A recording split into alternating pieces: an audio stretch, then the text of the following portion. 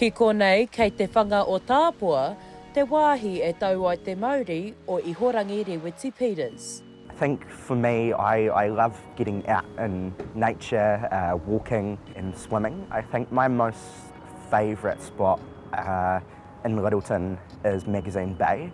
It's where I go and chill and swim, of course, and that sort of just grounds me back into, the world. Mā te whakatau wairua e pai ai tōna āwhina ki te katoa. Ko Reweti Peters tētahi o ngā whiringa whaiiti, mō te tohu te mātātahi o te tau, mō ona mahi taunaki mō te hauara hinengaro me Oranga Tamariki. I mean, I was shocked and overwhelmed. I didn't think that this would happen. I didn't think that I would be recognised. It should be a given that everything is met and that they are safe and in a loving environment. He kāka wahanui a Reweti Peters mō ngā rangatahi ki te whare paremata. Madam Speaker, aroha mai, 39 is an awful number.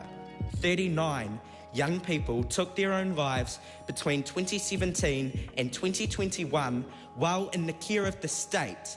Engari, nā tōna tipuranga e takahi ana I tēnei ara. I guess what got me involved in the social sector was my own experiences in Oranga Tamariki care. On multiple occasions I faced physical and emotional abuse from caregivers that were charged to protect me from harm and abuse. Heoi anō e mōhio ana a Reweti Peters ki te kore e tiakina I aia anō me pēhia rā te tiaki I te katoa.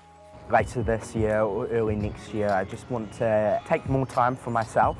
I run around like a headless chicken across the many kaupapa, sort of reprioritise and see what kaupapa have the most value for my time, but also my own values.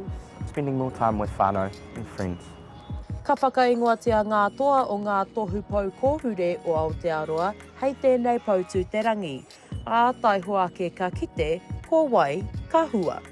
Shakayla Andrews-Alapaki, Tahu News.